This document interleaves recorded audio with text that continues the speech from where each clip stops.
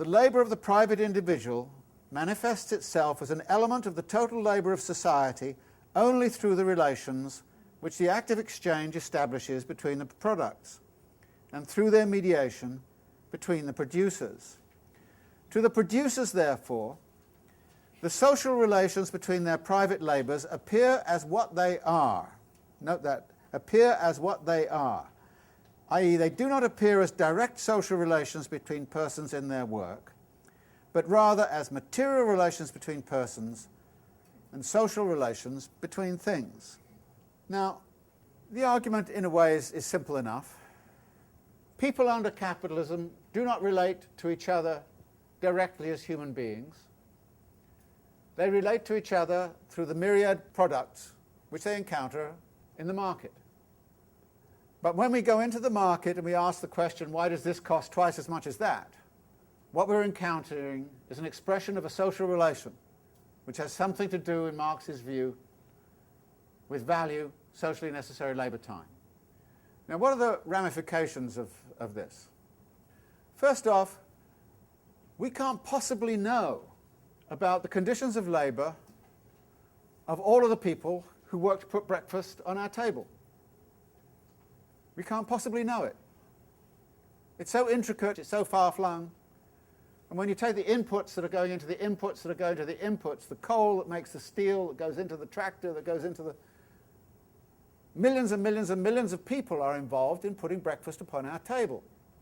And the big question then arises, well, where does our breakfast come from?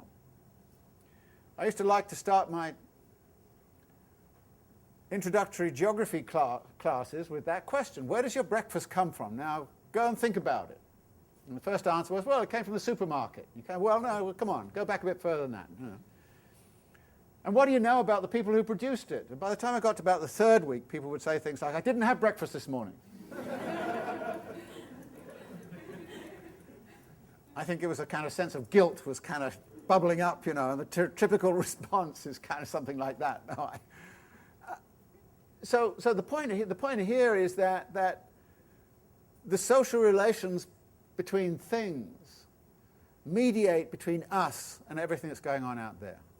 Now, Marx doesn't make this argument, but you know, I've had this argument, for instance, with religious folk who insist upon, you know, good moral behavior or something of that kind, and it's always about face-to-face relations. I'm good with my neighbor, I'm good with the person next door, I help the person on the street, I see this kind of stuff. And you kind of say, well, what do you do about all those people who are putting breakfast on your table? What's your moral responsibility to all those people? And the answer is, well, no, I am not interested in that. Well, that is where our real social connectivity to the world of labour lies. And it becomes very complicated to find out. So occasionally we do find out that, you know, this product has been produced under appalling conditions of labour somewhere, so we should boycott this product or boycott that product.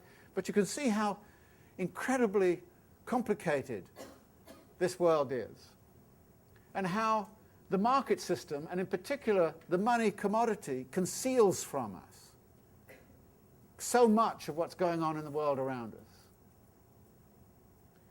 And so Marx is starting out by kind of saying, we've got to confront the way in which that world works and recognize that it is concealed